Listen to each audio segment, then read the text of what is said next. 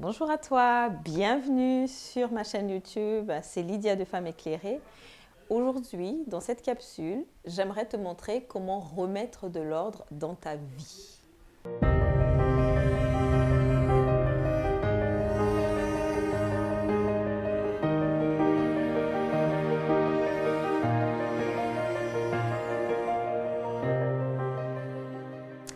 Alors, pour remettre de l'ordre dans notre vie, ça va d'abord partir de comprendre où est-ce que se trouve le chaos. Pour remettre de l'ordre, évidemment, il faut qu'il y ait un chaos quelque part. Je pense que tu l'as bien compris. Donc, remettre de l'ordre, ça peut être, je remets de l'ordre, par exemple, à l'extérieur, dans ma maison. Mais moi, je dis toujours que tout désordre extérieur est avant tout un désordre intérieur. Donc, je vais te ramener toujours à toi parce que pour moi, c'est le plus important. De pouvoir vraiment revenir à toi pour savoir pourquoi il y a ce désordre-là.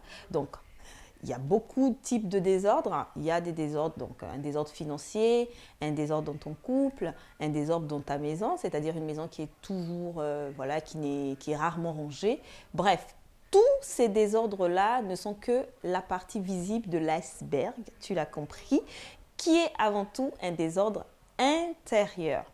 Donc, ce qui est génial avec ça, c'est que quand tu vois du désordre dans ta vie, mettons par exemple dans tes finances, ça voudrait dire que le Seigneur essaie de te dire « Coucou, voilà là où je veux aller travailler avec toi ». C'est une bonne chose parce qu'on ne peut pas changer et transformer quelque chose en nous si on n'est pas conscient de ce qui ne fonctionne pas. Donc le désordre extérieur palpable, matériel, va nous faire nous arrêter pour nous dire « Ok, c'est donc ça l'urgence pour le moment. » Donc, j'aimerais vraiment qu'on s'arrête 2 petites minutes et que tu commences à réfléchir dans les domaines de ta vie où il y a du désordre.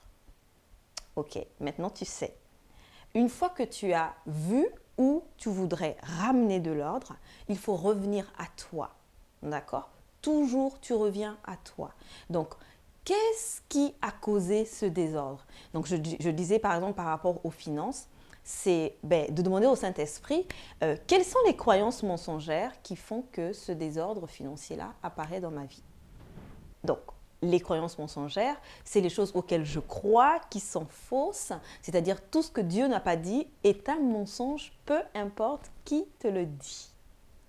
Donc du coup, pour aujourd'hui, ce sera tout. On se retrouvera une autre fois. S'il faut que j'aille amplifier encore la notion de désordre, si tu n'as pas compris, tu peux me mettre dans les commentaires un domaine de ta vie où tu as du désordre et je pourrais te répondre ou refaire une autre vidéo pour amplifier un peu plus le concept. Mais en gros, ce qu'il faut que tu comprennes, c'est lorsque je vois de façon visible, de façon matérielle, palpable, un domaine de ma vie où il y a du désordre, il faut que je revienne à moi et que j'aille chercher les croyances que j'ai acceptées parce que tout ce que tu acceptes en termes de croyances crée ta vie. Tu le sais, tu es créatrice, ta pensée crée. Donc, ce en quoi tu penses, tu crées à partir de ces pensées-là.